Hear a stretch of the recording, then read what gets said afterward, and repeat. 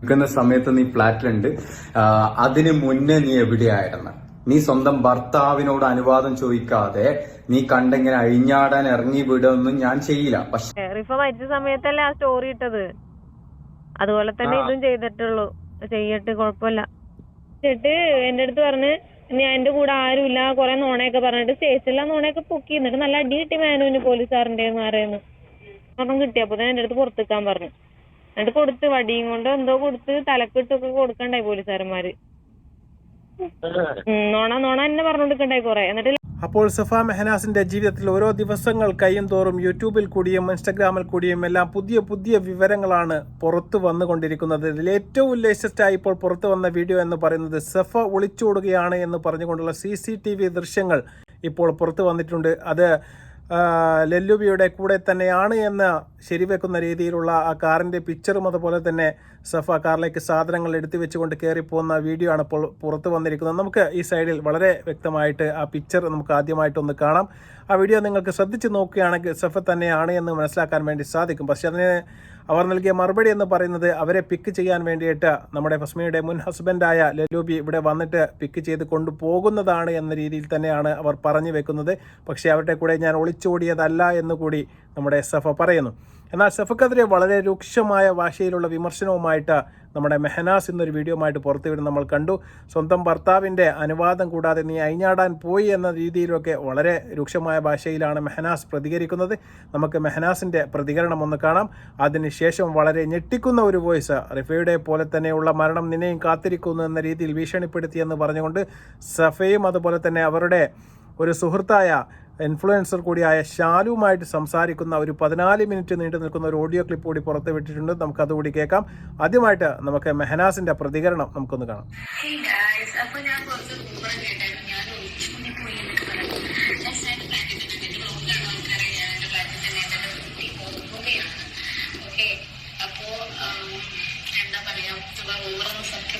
Okay, അവള് പറയുന്നുണ്ട് അവള് ഫ്ലാറ്റിൽ തന്നെ ഉണ്ടെന്ന്. ശരിയാണ്, ആ സമയത്ത് നീ ഫ്ലാറ്റിലുണ്ട്, ആ വീഡിയോ എടുക്കുന്ന സമയത്ത് നീ ഫ്ലാറ്റിലുണ്ട്. അതിന് മുന്നേ നീ എവിടെയായിരുന്നു? നീ സ്വന്തം ഭർത്താവിനോട് അനുവാദം ചോദിക്കാതെ നീ കണ്ടെങ്ങനെ അഴിഞ്ഞാടാൻ ഇറങ്ങി വിടുമെന്നും ഞാൻ ചെയ്യില്ല. പക്ഷെ നീ എന്നോട് മനഃപൂർവ്വം തല്ലുണ്ടാക്കി. നീ എവിടെയാണ് പോയത്? ഷൂട്ടിനാണെന്നുള്ള കള്ളം പറയുന്നത് എന്തിനാണ്? അതിനുള്ളൊരു ആൻസർ പക്ക. നീ അവന്റെ കൂടെ എന്തിനു പോയി എന്ന് മാത്രം പറഞ്ഞാൽ മതി. എന്താണ് നിന്റെ ഉദ്ദേശം അത് മാത്രം എനിക്ക് അറിഞ്ഞാൽ മതി. മനസ്സിലായി? ആ കുട്ടീനെ ബലിയാടാൻ വെക്കരുത്.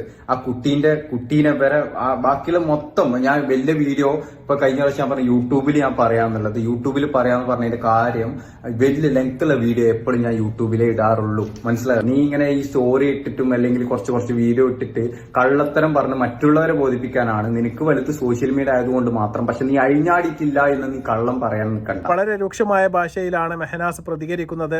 മെഹനാസ് പറഞ്ഞതുപോലെ സഫ വീഡിയോ എടുക്കുന്ന സമയത്ത് ഫ്ലാറ്റിലായിരുന്നു എന്നുള്ളത് കാര്യം സത്യമാണ്. പക്ഷെ അതിന് മുമ്പേ നീ എവിടെയാണ് പോയതെന്ന് നീ വ്യക്തമാക്കണമെന്ന് പറഞ്ഞുകൊണ്ട് മെഹനാസിന്റെ വളരെ ധാർഷ്ട്യത്തോടു കൂടിയുള്ള ഒരു സംസാരമാണ്, വീഡിയോ ആണ് നിങ്ങൾ ഇപ്പോൾ കണ്ടത്. ഏതായാലും ഇപ്പോൾ അതിനുശേഷം പുറത്തു വന്നിരിക്കുന്ന ഓഡിയോ ക്ലിപ്പ് എന്ന് പറയുന്നത് ഇവരുടെ ജീവിതത്തിൽ നടന്ന കാര്യങ്ങൾ ഏകദേശം ശരിവെക്കുന്നത് തന്നെയാണ്. പക്ഷേ ഈ ഒരു ഓഡിയോ ക്ലിപ്പ് കേൾക്കുന്നതോടുകൂടി തീർച്ചയായിട്ടും നിങ്ങൾക്ക് ഇവരുടെ തമ്മിലുള്ള പ്രശ്നത്തിൻ്റെ ഒരു ഏകദേശ രൂപം നിങ്ങൾക്ക് മനസ്സിലാക്കാൻ വേണ്ടി സാധിക്കും. പക്ഷേ ഈ ഒരു ഓഡിയോ ക്ലിപ്പ് കേട്ടപ്പോൾ എനിക്ക് തോന്നിയത് രണ്ടു പേരുടെ ഭാഗത്തും ശക്തമായ ചില പ്രയാസങ്ങളും ചില വിഷമങ്ങളും അതുപോലെ തന്നെ ചില നിഗൂഢതകളും നിങ്ങൾക്ക് കാണാൻ വേണ്ടി സാധിക്കും. ഇവരുടെ കാര്യമായതുകൊണ്ട് 100% നമുക്ക് ആരുടെ ഭാഗത്തും പറയാൻ വേണ്ടി സാധിക്കുകയില്ല. പക്ഷേ മെഹനാസിൻ്റെ ഭാഗത്തും ചെറിയ ശരികളുണ്ട് എന്ന് എനിക്ക് തോന്നുന്ന രീതിയിലാണ് ഈ ഓഡിയോ ക്ലിപ്പ് പുറത്തു വന്നത്. അതിൽ മെഹനാസിനെ പോലീസ് പിടിച്ചു കൊണ്ടുപോയി മർദ്ദിച്ചു എന്നും അവൻ അടികിട്ടിയെന്നൊക്കെ നമ്മുടെ സഫ പറഞ്ഞു വെക്കുന്നുണ്ട്. നമുക്ക് വളരെ വ്യക്തമായിട്ട് ആ 14 മിനിറ്റ് നീളുന്ന ഓഡിയോ ക്ലിപ്പ് കട്ട് ചെയ്യാതെ നിങ്ങൾക്കൊന്ന് കേൾക്കാം.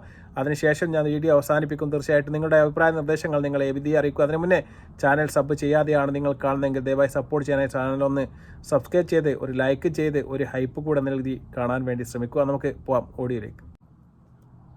എന്താണ് സംഭവം? ഒരു കാര്യം ചെയ്യ്. ഹലോ, അവന്റെ പേരിലേ അവന്റെ പേരിൽ മാത്രല്ല ഫസ്മിനാൻക്കും എതിരെ കൊടുക്കണ്ട്. ഈ പറയുന്ന ചെക്കൻ തൊപ്പിട്ട് കൂടെ ഉള്ളതാണോ? തൊപ്പിയുടെ കൂടെയാ പിന്നെ? അല്ലല്ലപ്പാ. പിന്നെ കാദർ അത് ഇട്ടിട്ട് കത്തിക്കാൻ നോക്കും. കാദർ കത്തിച്ചോട്ടെ, ഞാൻ കാദറിന്റെ കൂടെ ഞാൻ കാദറിന്റെ മെസ്സേജ് ഉണ്ട്. ഖാദർ പറഞ്ഞു നീ സത്യങ്ങളും കാര്യങ്ങളും എനിക്ക് പറഞ്ഞെങ്കിൽ നിന്റെ കൂടെ ഒന്ന് ഞാൻ സംസാരിച്ചോളാന്ന് പറഞ്ഞിട്ടുണ്ട്. മേനുവിന് ഖാദറിന്റെ അടുത്ത് ഞാൻ മെസ്സേജ് അയക്കുന്ന പറയുമ്പോ നല്ല പൊളിയും. എനിക്ക് അതേ കൊടുക്കാനുള്ള വേറെ വഴിയില്ല. കാരണം ഞാനായിട്ട് വീഡിയോ ഇടൂല, മനസ്സിലായ? കാരണം ഞാൻ സോഷ്യൽ മീഡിയയിൽ ഇട്ടെങ്കിൽ ഞാൻ കേസ് കൊടുക്കണേന് ഒരു പ്രസക്തി ഇല്ല. ആ ഇനി ഇതിന്റെ ഇടയിൽ കിടന്ന് ഇതാക്കാൻ നിക്കണ്ട. ഇനി ആ വൈഫിനെ ഇടങ്ങേറാക്കില്ല. ഞാനില്ല, ഞാൻ ഈ വിഷയത്തിലല്ലേ. ഞാനിപ്പോ ഈ കാര്യത്തിൽ സംസാരിക്കാനും ഇല്ല പറയാനും ഇല്ല, ഞാൻ നിർത്തിയതാ. പക്ഷെ അവർക്കും കുറച്ച് ലെവല് തെറ്റിയാണ്. വെറും മൈരത്തിലല്ല കാട്ടുന്നത്, സ്വന്തം ഭാര്യനെ പറ്റി. ആയിക്കോട്ടെ, അതിപ്പോ ഖാദർ പറഞ്ഞിട്ടില്ലേ, റിഫ മരിച്ച സമയത്തല്ലേ ആ സ്റ്റോറി ഇട്ടത്. അതുപോലെ തന്നെ ഇതും ചെയ്തിട്ടുള്ളൂ. ചെയ്യട്ട്, കുഴപ്പമില്ല. അവന്റെ അടുത്ത് വേറെ എന്തൊക്കെ തെളിവുണ്ടെന്നൊക്കെ പറയണ്ടല്ലോ. എന്ത് ഒരു തെളിവുണ്ടാവില്ല, ഇടാൻ പറയും. അതെന്താ സംഭവം എന്ന് വെച്ചെങ്കിൽ എന്റെ വണ്ടി ഞാൻ പറഞ്ഞില്ലേ, ഒരാള് കൊണ്ടുപോയിട്ട് 7 ദിവസമായിട്ട് വണ്ടീന്റെ ഇത് തന്നില്ലാന്ന്. ഇത് അടക്കാൻ തന്നില്ല. അപ്പൊ ഞാൻ എന്താക്കി, വേറെ ആളെ ഏൽപ്പിക്കാൻ നിന്ന്. അപ്പൊ ആ പുള്ളി വന്നിട്ടാവുമ്പോ വണ്ടിയിൽ ലഗേജ് വെക്കാൻ കഴിയില്ലല്ലോ. അപ്പൊ പുള്ളി എന്തായാലും കൊച്ചിയിലൊരു ഫ്ലാറ്റ് നോക്കിയിട്ടുണ്ട് റെന്റിന്. അപ്പൊ അത് കിട്ടണ വരെ എന്റെ ഫ്ലാറ്റിൽ ജസ്റ്റ് ബാഗ് വെച്ചു. അപ്പൊ ഇവന്റെ ഫ്രണ്ടാന്ന് ലല്ലു. അപ്പൊ ലല്ലുവിന്റെ കുറച്ച് കാര്യങ്ങൾ, ഇവന്റെ ആകെ ഒരു ടീഷർട്ടോ അങ്ങനെ എന്തോ ലല്ലുവിന്റെ കുറച്ച് സാധനങ്ങൾ ഉണ്ടായിരുന്നു, പ്രൂഫും കുറച്ച് കാര്യങ്ങളും. ലല്ലു ആണ് ഈ ഫസ്മിനാന്റെ എക്സ് ഹസ്ബൻഡ്. ആ അതാണ് തൊപ്പീന്റെ ലൈനല്ലായിരുന്നു ഫസ്മിന. അതാണ് സംഭവം. അതാണ് ഇതിന്റെ റോള്. അവര് ഡിവോഴ്സ് ഒക്കെ അവരിതായി ലീഗലി ഒന്നും ഉണ്ടായില്ല. നിക്കാഹ് കഴിച്ചിട്ടു അതെല്ലാം കഴിഞ്ഞ് അവരിപ്പോ ഒരു ബന്ധമില്ല. എന്നാ പോലും അവനെ വെറുതെ വിടുന്നില്ല. അതാണ് ഫസ്മിന ബേനാസിന്റെ കൂടെ നിന്നിട്ടുള്ളത്. അതാണ് ഇന്നലെ രണ്ടെണ്ണം കൂടി എന്നെ ഭീഷണി ആയിരുന്നു. ഇന്നലെ എന്തൊക്കെ സംഭവം ഉണ്ടായെന്നറിയോ? ഇവിടെ ഉണ്ടായ എന്നെ തിരൂര് വരുത്തിച്ചിട്ട് ഒന്ന് തിരൂര് വരുത്തിച്ചിട്ട് എന്റെ അടുത്ത് പറഞ്ഞ് ഞാൻ എന്റെ കൂടെ ആരുമില്ല, കൊറേ നോണയൊക്കെ പറഞ്ഞിട്ട് സ്റ്റേഷനിലെ നോണയൊക്കെ പൊക്കി. എന്നിട്ട് നല്ല അടി കിട്ടി മേനുവിന് പോലീസുകാരന്റെ പറയുന്നു, പോലീസ് സ്റ്റേഷനിൽ നിന്ന്. കാരണം മേനു എന്റെ അടുത്ത് മേനുവിന്റെ കൂട്ടുകാരന്റെ വാപ്പ മരിച്ചു എന്ന് പറഞ്ഞു. എന്നിട്ട് ഞാൻ ഒറ്റക്കാ വന്നെന്ന് എന്റെ അടുത്ത് പറഞ്ഞേ. അവിടെ എത്തിയപ്പോ മേനുവിന്റെ കൂട്ടുകാരനുണ്ട്. അപ്പൊ ഞാൻ പറഞ്ഞു മേനുവിന്റെ കൂട്ടുകാരന്റെ വാപ്പ മരിച്ചെന്ന് പറഞ്ഞിട്ട് ഒറ്റക്കുള്ളേന്ന് പറഞ്ഞു. വന്നപ്പോ പുറകെ കൂടെ പുള്ളി വന്നെന്നൊക്കെ പറഞ്ഞു. അപ്പോത്തിനും പുള്ളിനെ വിളിച്ചിട്ട് ചോദിച്ചപ്പോഴേക്ക് പുള്ളി പറഞ്ഞു വാപ്പ മരിച്ചാലോ അവിടെ ആണ്ടാന്ന് പറഞ്ഞു. അപ്പോത്തിനും മേനു ചേട്ടാ നീ മരിച്ചെന്നല്ലേ പറഞ്ഞു. അപ്പോത്തിനും ഒരെണ്ണം കിട്ടി. അപ്പോത്തിനും എന്റെ അടുത്ത് പുറത്തേക്കാൻ പറഞ്ഞു. എന്നിട്ട് കൊടുത്ത് വടിയും കൊണ്ട് എന്തോ കൊടുത്ത് തലക്കിട്ടൊക്കെ കൊടുക്കണ്ടായി പോലീസുകാരന്മാര്. നോണ എന്നെ പറഞ്ഞു കൊടുക്കണ്ടായി കൊറേ. എന്നിട്ട് അവന്റെ ബാഗ് ഉണ്ട്, അവന്റെ ബാഗിൽ ഇപ്പൊ മേനുവിന്റെ സാധനങ്ങൾ മൊത്തം ഇട്ടേക്കെ. ആ ബാഗ് നമ്മുടെ എന്ന് പറഞ്ഞപ്പോ അവര് പറയാ എന്റെ ബാഗാന്ന്. മേനു നാണുണ്ടോ?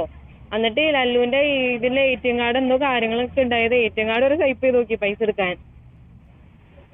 അമ്മാതിരി പണിയൊക്കെ ചെയ്ത് ഇന്നലെ. എന്നിട്ട് ഭയങ്കര ഇന്നലെ ഞാൻ അങ്ങോട്ട് അവിടെ തിരൂര് റെയിൽവേ സ്റ്റേഷനിൽ വന്നപ്പോഴേക്കും എന്റെ ഡ്രൈവർ അവനെ കേറിയിട്ട് മുറുക്കെ പിടിച്ചിട്ട് രണ്ടെണ്ണം കൂടി പോയി. മേനു അപ്പോത്തിന് എന്നെ വീഡിയോ എടുത്തു. അപ്പൊ ഞാൻ വീഡിയോ എടുത്തപ്പോ എന്റെ ഫോൺ പിടിച്ചിട്ട് പോയി ചാലു. എന്റെ ഫോൺ തട്ടിപ്പറിച്ച് കൊണ്ടുപോയി. എന്നിട്ട് ഞാൻ ഫോൺ താന്ന് പറഞ്ഞപ്പോഴേക്കും ഭയങ്കര സീൻ. അപ്പോത്തിനും ലല്ലു അവിടെ നിന്ന് വന്ന് ലല്ലുവിനെ വിളിച്ചിട്ടുണ്ടായിരുന്നു മേനു ഇത് സംസാരിക്കാൻ പറഞ്ഞിട്ട്. ലല്ലു മലപ്പുറത്തുണ്ടായി. അപ്പൊ ലല്ലുവും വന്ന് അപ്പോത്തിന് കുറച്ച് ഇടിയും വലിയൊക്കെ ആയി. ലല്ലുവിന്റെ തലക്കിട്ട് മറ്റവനെന്തോ കുറച്ച് കൊടുത്ത് കൈയൊക്കെ മുറിഞ്ഞ് ലല്ലു അപ്പോത്തിന് ഹോസ്പിറ്റലിലേക്ക് പോയി. ഞങ്ങൾ അപ്പോത്തിന് സ്റ്റേഷനിലേക്ക് പോയി. എന്നിട്ട് അപ്പോത്തിന് മേന അവിടെ കിടന്ന് പറഞ്ഞത് എന്റെ ഫോണാന്ന് പറഞ്ഞോണ്ടിരുന്നു അവിടുന്ന്. അപ്പൊ ഞാൻ പറഞ്ഞത് എന്റെ ഫോൺ. അപ്പൊ പോലീസുകാരൻ പറഞ്ഞു നീ എങ്കിൽ ലോക്ക് ഉറക്കടാന്ന് പറഞ്ഞു. അപ്പൊ ലോക്ക് ഉറക്കാൻ പറ്റിയില്ല. അപ്പൊ എന്റെ ഫോണല്ലേ. അപ്പൊ ഇപ്പൊ ഞാനിപ്പോ ആലുവ സൈബറിൽ എല്ലാ ലിങ്കും സ്റ്റോറിയുടെ കാര്യങ്ങളൊക്കെ കൊടുത്തിട്ടുണ്ട്. കാരണം സ്റ്റോറിയിൽ ഇനി യൂട്യൂബിൽ വീഡിയോ ഇടുന്നല്ലേ പറഞ്ഞേ. യൂട്യൂബിൽ വീഡിയോ വന്നതിന് മുന്നേ ഞാൻ അതിന് വേണ്ടിട്ട് ഞാനിപ്പോ ആലുവയിലേക്ക് എത്താൻ നോക്കണേ. അപ്പൊ ഇവിടെ പെട്രോൾ പമ്പിൽ കയറിയൊക്കെ വല്ലാത്ത അവസ്ഥയല്ല മക്കളെ നിങ്ങളൊക്കെ. ഞാൻ പറഞ്ഞ സോഷ്യൽ മീഡിയയിൽ ഞാനെല്ലാം അറിയിക്കണം. ഞാൻ മര്യാദക്ക് ആദ്യം കൂളായിട്ട് എല്ലാത്തിനും നിന്നത്. ഇനിയിപ്പോ അടങ്ങൂല. ഇനിയിപ്പോ അവർ രണ്ടാളും ഇതാക്കും. ഫസ്മിനെ വിടും ഇവനും ഇടും. ഫസ്മിനെ വേറെ വഴിക്ക് ഇടും, വേറെ വഴിക്ക് ഇടും. പക്ഷെ ഇതിന്റെ ഇടയിൽ റീച്ച് ഉണ്ടാവുന്നത് കാതൽ കരിപ്പിടിക്കും. അത് ശരിയാ.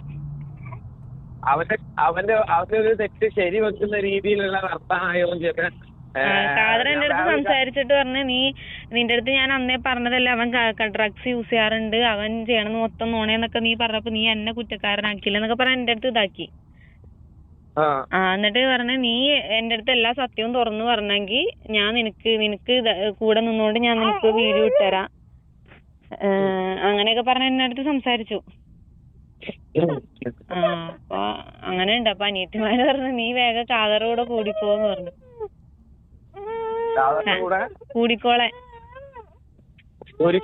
കൂടിക്കോളാൻ കാരണം എന്താന്ന് വെച്ചെങ്കിൽ മേനൂന് കാദറിനൊട്ടും ഇഷ്ടമല്ലോ,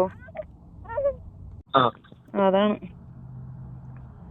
ഞാന് എന്റെ ഒരു ചെറിയൊരു അഭിപ്രായം പറയാട്ടോ, ഒന്നും വിചാരിക്കല്ലേ. ഇല്ല പറഞ്ഞു. ഇതിന്റെ രണ്ടിന്റെ ഇടയൊക്കെ ഇടുന്ന ശ്വാസം വലിക്കുന്ന ഒരു പൈതലുണ്ട് എന്നുള്ള കാര്യം രണ്ടാളും മറക്കണ്ട കാര്യം. അതറിയാം. അല്ല ഇത്രയും നാളും കുട്ടീനെ കാണാനിട്ട് ഇന്നലെ ഫോൺ മേടിക്കാൻ വേണ്ടിട്ട് എന്നെ വിളിച്ചിട്ട് അപ്പൊ ആ കുട്ടീനെ കാണണമല്ലോ.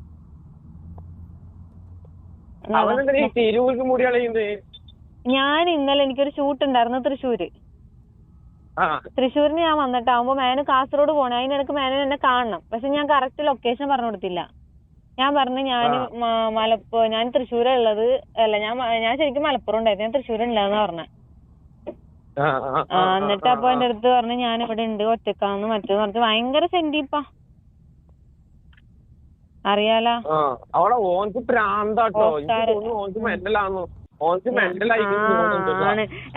ഇത് ഞാൻ ചിലടത്ത് കാര്യം മറ്റേ സുലു എന്ന് പറഞ്ഞ ചെക്കനില്ലേ, ആ ചെക്കന് എനിക്കെതിരെ ഒരു വീഡിയോ എടുത്തു വെച്ചിട്ടുണ്ട്. അതായത് എന്നെ കുറ്റം പറഞ്ഞ് കുറച്ച് തെറി പോലൊക്കെ പറഞ്ഞ് നല്ല പൈതലുണ്ടായിട്ട് അവള് മറ്റേ മറിച്ച് എന്തെങ്കിലോ പറഞ്ഞിട്ട് ഒരു വീഡിയോ മേൻ എനിക്ക് മനസ്സായിട്ട് അയച്ചെന്നാ, കുറച്ച് ഭാഗം എനിക്ക് അയച്ചു തന്നിട്ടുള്ളൂ. അതപ്പോ ഞാൻ ആ ചെക്കൻ്റെ അടുത്ത് പറഞ്ഞു നീ ഇമാതിരി പണി കാണിച്ചെങ്കിൽ നിന്റെ ഓൾ എന്റെ ഫ്ലാറ്റിൽ വന്നതിന്റെ ഇതൊക്കെ ഉണ്ട്, പിന്നെ ഞാനില്ലാത്ത സമയത്ത് മേനോട് കൂടെയുള്ള ഫോട്ടോ ഒക്കെ ഉണ്ട്, അങ്ങനെയാണ് ഞാനും എനിക്കും അറിയാം കളിക്കാനെന്ന് പറഞ്ഞു. അപ്പൊ അവൻ എന്റെ അടുത്ത് പറയാ നിന്റെ ഇതറിയാ, നീ മുന്നേ നിന്നെ കെട്ടിച്ചത് കളമശ്ശേരി അല്ലേ, അവിടെ തൊട്ടുള്ള സ്റ്റോറി എനിക്കറിയാം ഇതുവരെ എന്നൊക്കെ പറഞ്ഞിട്ട് കുറെ വോയിസും കാര്യങ്ങളൊക്കെ. എന്നിട്ട് പറഞ്ഞു ഞാൻ വീഡിയോ എടുത്ത് വെച്ചോളൂ, ഇടണോ വേണ്ടേന്ന് രാവിലെ തൊട്ട് ആലോചിക്കാണ്, ഇനി ഞാൻ ഇടും എന്നൊക്കെ. ഞാൻ പറയാ നീ ഇട്ടോ കുഴപ്പമില്ല. അവൻ പറഞ്ഞു നീ ഇപ്പൊ സൈബറിൽ കേസ് കൊടുത്താൽ എന്നെ ജയിലിലാക്കിയാ പോലും എനിക്ക് വിഷയമില്ല, അങ്ങനെയൊക്കെ ഒരു ടോക്ക്. ഇതെന്താ സംഭവം? എന്നിട്ട് കരിപ്പൊടീനെ അതിന്റെ ഇടയിൽ ലാസ്റ്റ് എന്തോ പറയണ്ട്, ഏത് മൈദപ്പൊടി ഇതൊക്കെ വിചാരിച്ചാലൊന്നും നടക്കൂലെന്നൊക്കെ. അവനിക്ക് എന്താ കരിപ്പൊടി കാദറിനോട് ഇത്രത്? കാദറിന് കരിപ്പൊടിനോടുള്ള ദേഷ്യമൊന്നുമില്ല, അവന് കളവ് പറയുന്നവർക്ക് ദേഷ്യമുള്ളൂ. അവന് സത്യം പറഞ്ഞാൽ ഇന്റെ വിഷയത്തിൽ മാത്രം അവൻ വീഡിയോ ചെയ്തിട്ടുള്ളൂ. അല്ല കാദറിനോട് അവനിക്ക് എന്താ ഇത്ര ഇതൊന്ന് ആ ചെക്കന്? ആ ചെക്കന് മൈനാസിന്റെ ആവശ്യത്തിലുണ്ടോന്നല്ല, അവനക്ക് ഓൾറെഡി പ്രശ്നം എന്തോ ഉണ്ടെന്ന് തോന്നുന്നു. എന്നിട്ട് ഇവൻ പറയും നീ എന്നെ പറ്റി അന്വേഷിച്ചു, എന്നെ വെടിമറയിൽ അന്വേഷിക്ക്, എന്നെ കൊല്ലത്ത് അന്വേഷിക്ക്, അപ്പൊ നിനക്ക് അറിയാൻ പറ്റും ഞാൻ ആരാന്നൊക്കെ എന്റെ അടുത്ത്. ഞാൻ എന്തിനാ അന്വേഷിക്കേണ്ട കാര്യം? അറിയില്ല.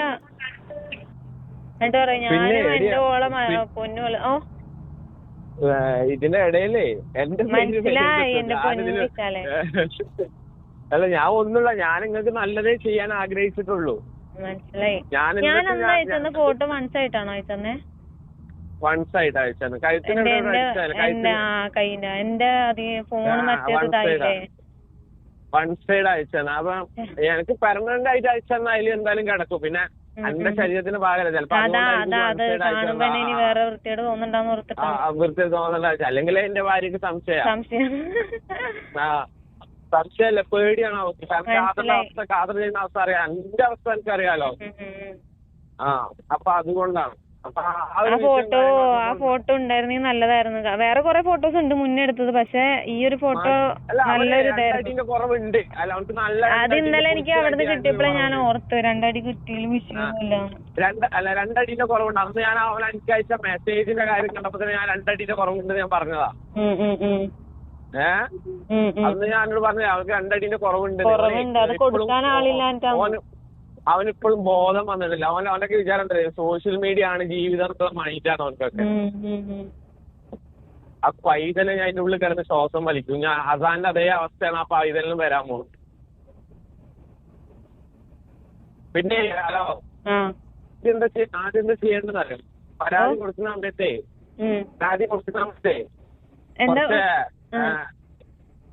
കൊടുക്കുന്ന സമയത്ത് അവന് ഇങ്ങനെ ഫസ്മിന ഈ ഫസ്മിനാനായിട്ടുള്ള റീസൺ ഫസ്മിനാന്റെ എക്സ് ഹസ്ബൻഡ് ആണ് എന്റെ വണ്ടി ഓടിക്കുന്നത് പറഞ്ഞാൽ മതി. അത് പറ്റില്ല, അത് ഓൾറെഡി ആള് വേറെ ആണ്, അത് അങ്ങനെ പറഞ്ഞതാക്കണ്ട. ആള് വേറെ അല്ലേ? അത് വേറെ ആളാ. ഇപ്പോൾ സെഫ വളരെ വ്യക്തമായിട്ട് കാര്യങ്ങൾ ആ ശാലു എന്ന് പറയുന്ന അവരുടെ സുഹൃത്തിനോട് സംസാരിക്കുന്നത് നിങ്ങൾ കണ്ടു കാണും. തീർച്ചയായിട്ടും അവർ പറയുന്നുണ്ട്, ഞാൻ യൂട്യൂബിലും ഇതിൽ ഇൻസ്റ്റഗ്രാമിലൊക്കെ വീഡിയോ ഇട്ട് കഴിഞ്ഞാൽ കേസിനെ ബാധിക്കുമെന്നത് കൊണ്ടാണ് ഇടാത്തത്. അത് ഞാൻ ഖാദർ കരിപ്പടിയുമായിട്ട് സംസാരിച്ചിട്ടുണ്ട് എന്നും പൂർണ്ണ വിവരങ്ങൾ കൈമാറിയിട്ടുണ്ട്. തീർച്ചയായിട്ടും അവർ അത് വീഡിയോ ചെയ്യും, കേസ് ചെയ്യും, അതുപോലെ തന്നെ മറ്റ് സീക്രട്ട് ഏജൻറ്റ് ചെയ്യുമെന്നൊക്കെ പറയുന്നുണ്ട്. ഒരുപാട് പ്രതീക്ഷയിലാണ് സഫ. തീർച്ചയായിട്ടും അവരുടെ ഭാഗത്ത് നിന്നും ചെറിയ രീതിയിലുള്ള എന്തോ തെറ്റുകൾ സംഭവിച്ചതുപോലെയൊക്കെ അവരുടെ സംസാരത്തിൽ നമുക്ക് വായിച്ചെടുക്കാൻ വേണ്ടി സാധിക്കും. അതുപോലെ തന്നെ മെഹനാസ് വിരളി പിടിച്ച് നടക്കുകയാണ് എന്നും എന്തും ചെയ്യാൻ മടിക്കില്ല എന്ന രീതിയിലാണ് സഫ ഇപ്പോൾ കാര്യങ്ങളെല്ലാം പുറത്തേക്ക് പറയുന്നത്. എന്താണ് യഥാർത്ഥത്തിൽ ഇവരുടെ ജീവിതത്തിൽ ഇപ്പോൾ സംഭവിക്കുന്നത് എന്ന് ആർക്കും മനസ്സിലാക്കാൻ വേണ്ടി പറ്റാത്ത ഒരവസ്ഥയാണ്. തീർച്ചയായിട്ടും ഈ വീഡിയോ ക്ലിപ്പും ഓഡിയോ ക്ലിപ്പും എല്ലാം കണ്ടതിന് ശേഷം എന്താണ് ഇവരുടെ ജീവിതത്തിൽ നടക്കുന്നത് എന്നാണ് നിങ്ങൾക്ക് തോന്നുന്നത് തീർച്ചയായിട്ടും നിങ്ങൾ കമൻറ്റായി രേഖപ്പെടുത്തുക.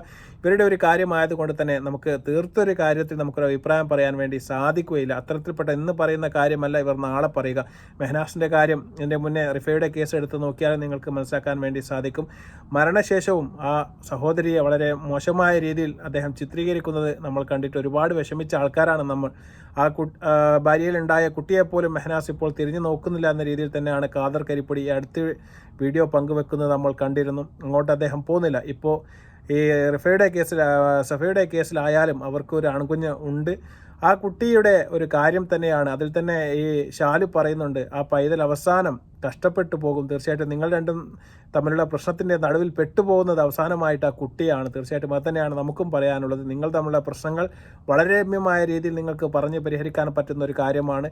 അത് അങ്ങനെ തീർക്കുന്നതാണ് എന്തുകൊണ്ടും നിങ്ങൾക്കും അതുപോലെ തന്നെ ആ കുട്ടിക്കും നല്ലത് എന്ന് ഓർമ്മിപ്പിച്ചുകൊണ്ട് ഞാൻ വീഡിയോ അവസാനിപ്പിക്കുകയാണ്. നിങ്ങളുടെ അഭിപ്രായങ്ങൾ തീർച്ചയായിട്ടും നിങ്ങൾ കമൻറ്റായി രേഖപ്പെടുത്തുക. മറ്റൊരു വീഡിയോയുമായി വരുന്നവരെ അസ്സലാമു അലൈക്കും വറഹ്മത്തുള്ളാഹി തആല വബറകാതുഹു.